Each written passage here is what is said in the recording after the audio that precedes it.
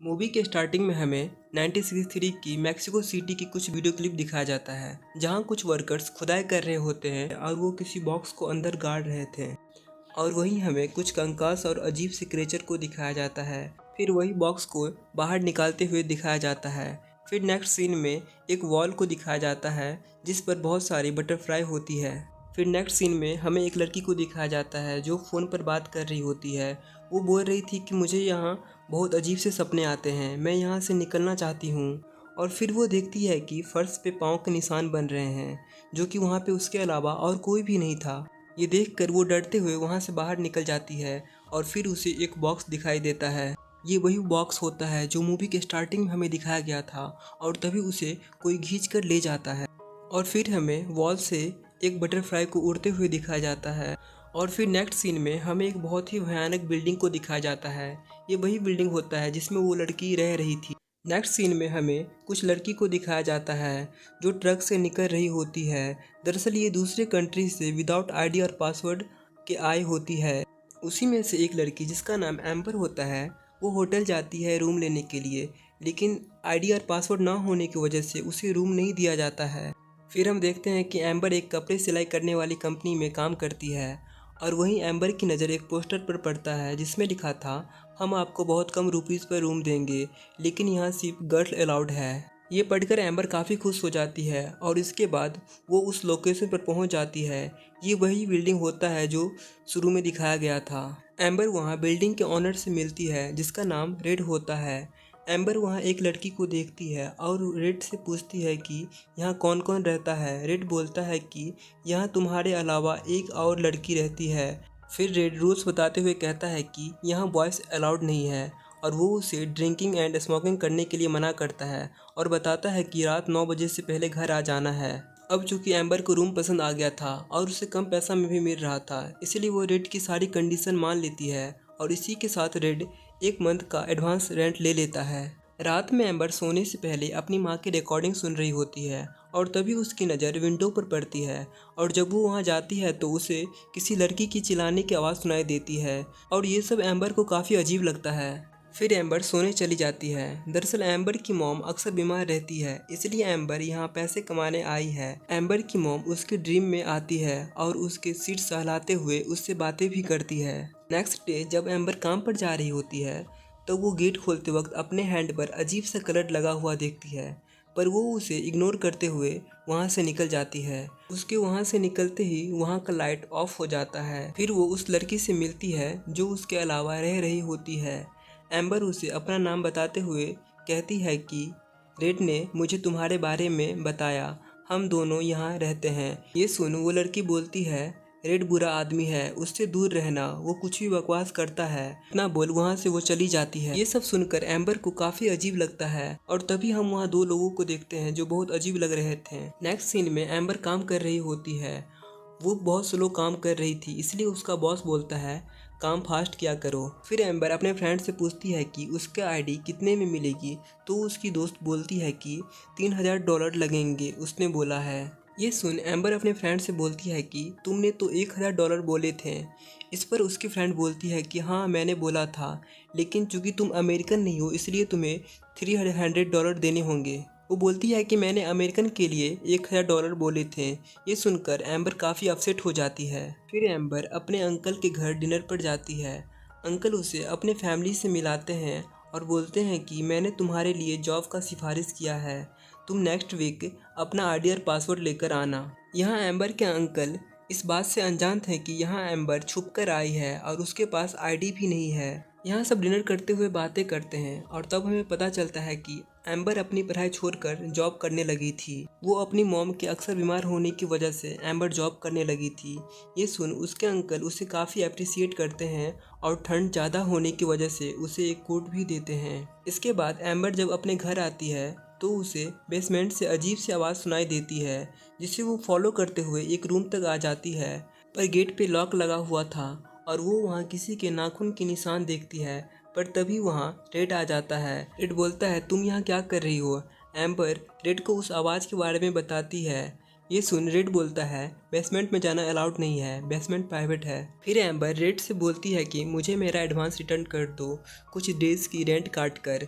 दरअसल एम्बर को वहाँ नहीं रहना था, वहाँ उसे बहुत अजीब लग रहा था और उसे आईडी लेने के लिए रुपीज़ घट रहा था, इसलिए वो रेड से अपना रेंट मांग रही थी। बट रेड बोलता है मैं पैसा रिटर्न नहीं कर पाऊँगा क्योंकि मैंने सारे पैसे किसी काम में खर्च कर दिए हैं और अभी मेरे पास एक भी रुपीस नहीं है। फिर एम्बर को हमें रूम में दिखाया जाता है जो अपने पास रखे पैसे को गिन रही होती है और तभी उसे किसी लड़की की रोने की आवाज़ सुनाई देती है। फिर वो नीचे जाती है और उस रूम को ओपन करती है जिस रूम से आवाज़ आ रही थी, पर उस रूम में उसे कोई भी नहीं दिखाई देता।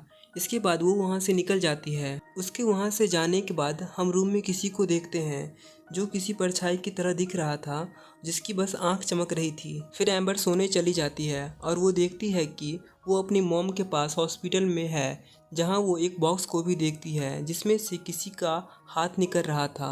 ये देखकर वो डर जाती है और उसका नींद खुल जाता है। नेक्स्ट डे वो ऑफिस जाती है और एडवांस के तौर पे अपने बॉस से कुछ रुपीस मांगती है, पर उसका बॉस ये कहते हुए मना कर देता है कि तुम काम बहुत स्लो करती हो, और वो उसे सिलाई के काम से भी निकाल देता है और पैकिंग के काम में लगा देता है। काम करते हुए उसे ऐसा फील हो रहा था कि उसकी मॉम उसके आसपास ही है। फिर वो अपने फ्रेंड के साथ कैफ़े में होती है और एम्बर के पास जितना भी पैसा होता है वो अपने फ्रेंड को दे देती है और अपने फ्रेंड से बोलती है कि मेरा आईडी बनवा दो, मुझे आईडी की बहुत ज़रूरत है क्योंकि मेरा जल्द ही इंटरव्यू है। फिर एम्बर अपने घर के लिए निकल जाती है। रास्ते में वो जैसे जैसे आगे बढ़ रही होती है वैसे वैसे पीछे का लाइट ऑफ हो रहा था। ये देखकर एम्बर काफ़ी डर जाती है और उसे बहुत अजीब लग रहा था। एम्बर जैसे ही घर पहुंचती है वो किसी आदमी को गेट पर सर पटकते हुए देखती है, पर वो उस आदमी को इग्नोर करते हुए अपने रूम में चली जाती है। जब वो अपने रूम में बैठी होती है तब उसे ऐसा लगता है कि गेट पर कोई है। जब वो गेट चेक करने के लिए जाती है तो वहाँ पे कोई नहीं होता। फिर वो वहाँ से नीचे उतरती है। फिर उसकी मुलाकात दो न्यू लड़की से होती है। वो तीनों खुद में बातें करते हुए स्मोकिंग करने लगते हैं, पर उसी वक्त वहाँ पर रेड आ जाता है और रेड उन दोनों लड़की से बोलता है कि तुम लोग यहाँ से जाओ, और वो फिर दोनों लड़की वहाँ से चली जाती है। फिर एम्बर रेड से बोलती है कि तुम बोले थे यहाँ पर बॉयज़ का आना अलाउड नहीं है, पर नीचे कोई व्यक्ति अपना सर पटक रहा है। फिर वो कौन है? रेड बोलता है वो मेरा भाई है जो थोड़ा पागल सा है। फिर एम्बर को ऊपर से पार्टी करने की आवाज़ आती है और तभी एम्बर छिप कर स्टडी रूम में चली जाती है और वहाँ एम्बर ब्लैक मैजिक से रिलेटेड चीज़ को देखती है और साथ ही बटरफ्लाई की तस्वीर। एम्बर अब वहीं रखे एक म्यूजिक बॉक्स को सुनती है जिसमें से आवाज़ आता है तुम बच्चे, बूढ़ों और औरतों को मुझे सौंप देना, फिर तुम्हें आशीर्वाद मिलेगा।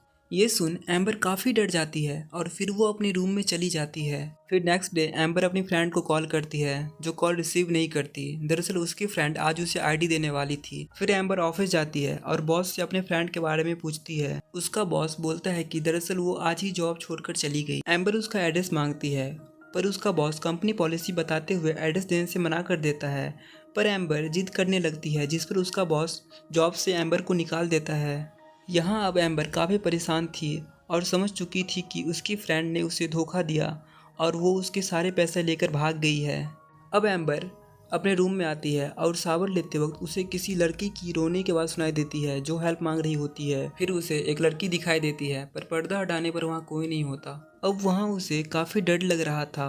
वो डरते हुए अपने रूम से निकल जाती है। रूम से निकलने पर उसे रेड मिलता है। एम्बर को कुछ समझ में नहीं आ रहा था कि यहाँ पर हो क्या रहा है। वो रेड से पूछती है कि सामने वाले रूम में जो लड़की रहती थी वो कहाँ गई, तो रेड बोलता है कि वो लड़की यहाँ से चली गई। और फिर रेड एम्बर को बोलता है कि नई लड़की आने से मेरे पास पैसे आ गए हैं और मैं तुम्हारे पैसे कल दे दूंगा। ये सुन एम्बर काफ़ी खुश हो जाती है। फिर एम्बर अपने रूम में आ जाती है और यहाँ पर उसे काफ़ी अजीब लग रहा था, इसलिए वो जल्द से जल्द यहाँ से निकलना चाहती थी। फिर उसे अपने रूम में एक लड़की और एक औरत दिखाई देती है जो दोनों गोश्ट होते हैं और वो एम्बर से हेल्प मांग रही होती है। फिर एक गोश्ट दूसरे गोश्ट को मार देता है। ये सब देख एम्बर काफ़ी डर जाती है। इसके बाद वो नीचे जाती है जहाँ एक गोश्ट लड़की एम्बर से हेल्प मांग रही होती है। अब एम्बर सोच ही रही थी कि इसकी हेल्प कैसे करूं, तब तक उसे गोश्ट लड़की को कोई खींच कर ले जाता है। अब एम्बर काफ़ी डर जाती है और वो ये बात को समझ जाती है कि ये जगह काफ़ी हॉन्टेड है। इसके बाद एम्बर अपने रूम में जाकर अपना सामान पैक करने लगती है और इधर अपने अंकल को कॉल करती है और अपना एड्रेस बताते हुए कहती है कि आप मुझे यहाँ से ले जाइए। ये सुन अंकल बोलते हैं मैं अभी सिटी में नहीं हूँ पर मैं जल्द ही यहाँ आऊँगा। अब एम्बर रेड के पास अपना डिपॉजिट लेने के लिए जाती है पर रेड वहाँ नहीं होता है, उसका भाई वहाँ होता है। उसका भाई एम्बर से बोलता है कि रेड जब आएगा तो उसे भेज दूंगा। अब एम्बर वो हॉन्टेड प्लेस छोड़कर वहाँ से निकल जाती है पर उसके पास पैसे नहीं होने की वजह से उसे कोई भी रूम नहीं दे रहा था। अब एम्बर बाहर में बैठकर अपनी मॉम की रिकॉर्डिंग सुन रही होती है और फिर वो रेड को कॉल करती है और उससे बोलती है कि मुझे मेरे पैसे प्लीज़ दे दो, मुझे पैसे की बहुत ज़रूरत है। अब एम्बर एक रेस्टोरेंट में बैठी होती है जहाँ पर रेड भी आता है और एम्बर को कुछ पैसे देते हुए बोलता है कि मेरे पास अभी इतना ही है और बाकी के पैसे लेने के लिए होटल चलो। और फिर एम्बर रेड के साथ होटल जाने लगती है। घर पहुंचकर रेड बोलता है कि पैसे तुम्हारे रूम में रख दिए हैं। एम्बर अपने रूम में जाती है पर उसे वहाँ पैसा नहीं मिलता। फिर वहाँ रेड आता है और एम्बर से बोलता है कि ये घर थोड़ा अजीब है क्योंकि मेरे फादर मेंटली डिस्टर्ब थे और उन्होंने मेरी माँ को भी मार डाला। ये सब सुन एम्बर वहाँ से जाने लगती है पर रेड एम्बर को रोक लेता है और एम्बर को ज़बरदस्ती शराब पिलाने की कोशिश करता है। और फिर रेड का भाई भी वहाँ पर आ जाता है और वो लोग एम्बर को ज़बरदस्ती शराब पिलाते हैं और उसे मारते भी हैं। फिर रेड एम्बर से बोलता है कि यदि तुम भागने की कोशिश भी की तो तुम्हें अंदाज़ा भी नहीं है कि वो तुम्हारे साथ क्या करेगा। और फिर रेड वहाँ से चला जाता है। तो एम्बर काफ़ी डर गई थी। फिर जो दो लड़की आई होती है वो भी काफ़ी डर गई थी, इसलिए वो दोनों एम्बर के रूम में आ जाती है। फिर वो दोनों लड़की एम्बर से बताती है कि मुझे काफ़ी अजीब से सपने आते हैं जिसमें एक बॉक्स होता है और उस बॉक्स के अंदर से रोने की आवाज़ आती है। दरअसल उन तीनों को सेम ही सपने आ रहे थे। फिर वो तीनों आपस में बात करते हैं और बोलते हैं कि सुबह होते ही हम यहाँ से निकल जाएंगे और वो फिर तीनों सो जाते हैं। फिर मिडनाइट में एम्बर को बहुत सारे आत्माएं दिखाई देती है और फिर वो सभी वहाँ से गायब हो जाते हैं। यहाँ वो दोनों लड़की को उठाकर रेड ले जा रहा होता है और एम्बर उसे देख लेती है और उसे काफ़ी रोकने की कोशिश करती है पर रेड का भाई एम्बर को रूम में लॉक कर देता है। फिर कोई गेट नॉक करता है जिस पर रेड गेट ओपन करने के लिए जाता है। वो देखता है कि एम्बर के अंकल आए होते हैं। एम्बर के अंकल रेड से बोलते हैं कि मुझे एम्बर से मिलना है, जिस पर रेड बोलता है कि एम्बर यहाँ नहीं रहती, जिस पर एम्बर के अंकल बोलते हैं कि मुझे मालूम है एम्बर यहीं रहती है। फिर अंकल रेड को जोर से धक्का देते हुए होटल के अंदर आ जाते हैं और वो एम्बर के रूम के पास आ जाते हैं पर वहाँ उसका भाई आ जाता है और अंकल को तब तक मारता है जब तक कि उनकी प्राण नहीं निकल जाती।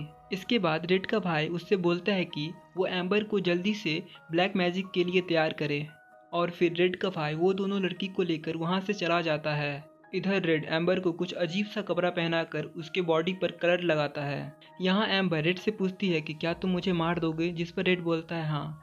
एम्बर ऐसा करने की वजह रेड से पूछती है जिस पर रेड बोलता है कि ऐसा करने से मेरे भाई की तबीयत सही रहती है। रेड एम्बर को बताता है कि मेरा भाई ऐसा उस बॉक्स की वजह से करता है, अगर मेरा भाई ऐसा नहीं करेगा तो वो मारा जाएगा। और फिर रेड बताता है कि पहले ये सब मेरे फादर क्या करते थे और उन्होंने मेरी माँ को भी मार दिया, पर हम सब अपनी फादर की तरह नहीं करना चाहते थे। वो एम्बर को बताता है कि जब से मेरा भाई उस बॉक्स के साथ टाइम बिताने लगा तब से मुझे भी ऐसा करना पड़ता है और तुम्हारे साथ भी अब वही होगा जो सबके साथ होता है। फिर एम्बर रेड से उसे छोड़ने के लिए बोलती है और वो काफ़ी रिक्वेस्ट भी करती है पर रेड साफ मना कर देता है। फिर रेड का भाई आता है जो तीनों लड़की को बेसमेंट की ओर ले जा रहा होता है। एम्बर को रास्ते में काफ़ी सारे गोश्त दिखाई दे रहे थे और वो सारे गोश्त भी सेम ड्रेस में होते हैं और जो कलर एम्बर पर लगा हुआ था वही कलर उन सभी पर लगा हुआ था। फिर रेड का भाई एम्बर को ले जाकर पत्थर पर लेटा देता है और ब्लैक मैजिक करते हुए उस बॉक्स को ओपन कर देता है और वहां से खुद निकल जाता है। यहाँ पर बहुत सारे मरे हुए बॉडी होते हैं पर उसका सर नहीं होता है और यहाँ काफ़ी सारे कैंडल भी होते हैं और ये वही बॉक्स था जो सबके सपने में आया करता है। और अब यहाँ पर एम्बर के अंकल आ जाते हैं जो एम्बर को लेकर भागते भागते दूसरे रूम में चले जाते हैं। और अब यहाँ एम्बर देखती है कि वो अपने मॉम के साथ है। दरअसल यहाँ एम्बर के अंकल तो मर चुके थे, उसे बचाने के लिए कोई नहीं आया था, सिर्फ एम्बर ऐसा सोच रही थी। एम्बर अभी भी वही है पर वो अपने इमेजिनेशन में अपनी मॉम के साथ है। और अब वो बॉक्स में से एक अजीब सा क्रिएचर बाहर आता है और इधर एम्बर अपने इमेजिनेशन में देखती है कि पिल्लो से वो अपनी मॉम को सांस रोककर मार दी है। और अब वो घबराते हुए उठती है तो देखती है यहाँ पर कोई क्रिएचर नहीं होता। फिर वो उस बॉक्स को लॉक कर देती है और अब वो वहाँ से बाहर निकलती है। बाहर निकलते ही उसे लड़कियों के रोने की आवाज़ सुनाई देती है। फिर वहीं बगल में काफ़ी हथियार रखे हुए थे, उसी में से एम्बर एक हथियार उठा लेती है और फिर वो देखती है कि रेड लड़कियों को वही ड्रेस पहनाकर तैयार कर रहा था ब्लैक मैजिक के लिए।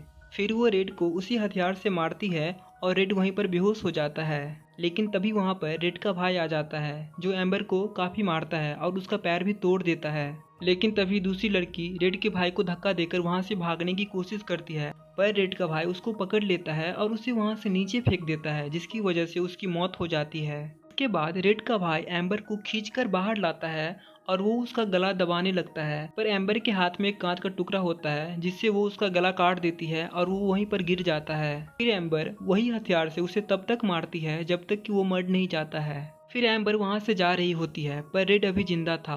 वो एम्बर को मारने के लिए आता है, पर एम्बर रेड को ले जाकर उसी पत्थर पर लेटा देती है और बॉक्स का गेट ओपन कर देती है, जिसके बाद उस बॉक्स में से क्रिएचर आता है और रेड का सर धड़ से अलग कर देता है। फिर एम्बर वहां से जा रही होती है और उसे रेड की आत्मा दिखाई देती है। फिर हम देखते हैं कि एम्बर का सारा घाव ठीक हो जाता है और उसका पैर भी ठीक हो जाता है, और अब एम्बर को अपने अंदर एक अजीब सी पावर फील हो रही थी। यानी वो क्रिएचर जो काम रेड के भाई से करवाता था, अब वही काम वो एम्बर से करवाएगा। और इसी के साथ इस मूवी की एंड हो जाती है।